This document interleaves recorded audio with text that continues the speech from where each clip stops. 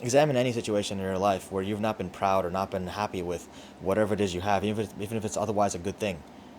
That thing either doesn't last or it doesn't feel right.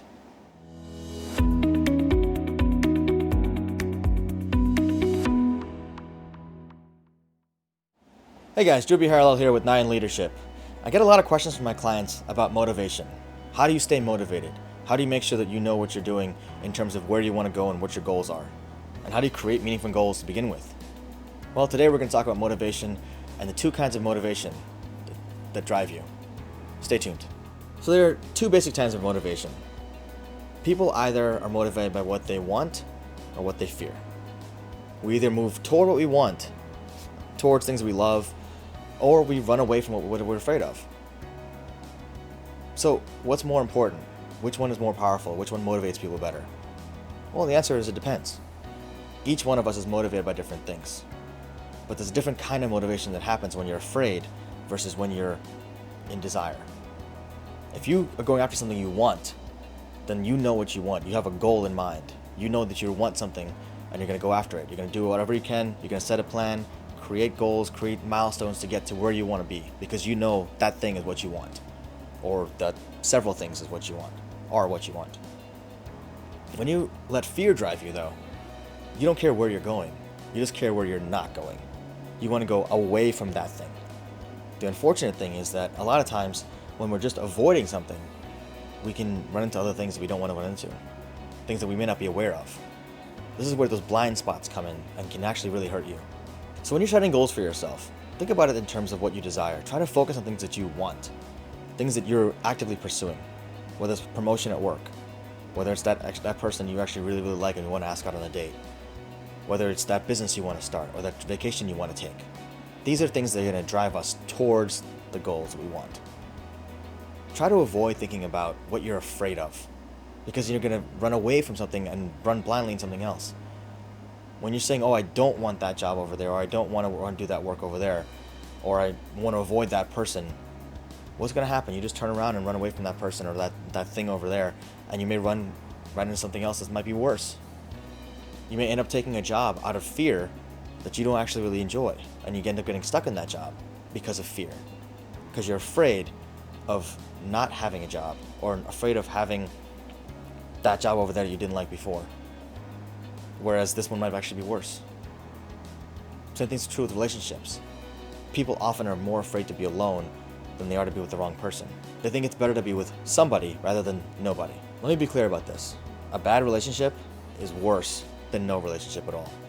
That's true with people, that's true with jobs, that's true with careers, it's true with friends. It's true with your relationship with money. If you have money that you're not proud of how you got it, that energy is there, that negative energy, and it will surround that situation for you. I know it sounds a little bit kind of up in the sky what I'm talking about, but it's true. Examine any situation in your life where you've not been proud or not been happy with whatever it is you have, even if it's otherwise a good thing. That thing either doesn't last or it doesn't feel right.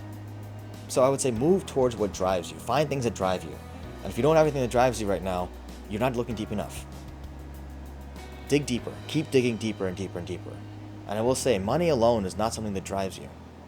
Money's a means to an end, nothing else. At the end of the day, money enables you to do something. When you want more money, you want something.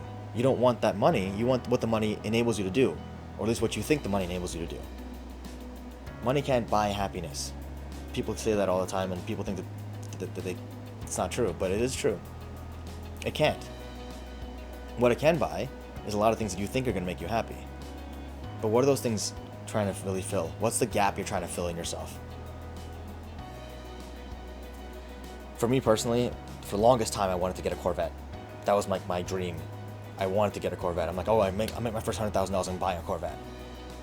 After a while, I made my first $100,000. I wanted to go buy the Corvette. Thankfully, the person I was with at the time said, "You sure you want a Corvette, or you just want the thrill of driving a Corvette? What's that going to enable you to do you can't do right now?" Well, it's going to enable me to drive a Corvette every day. But I live in DC.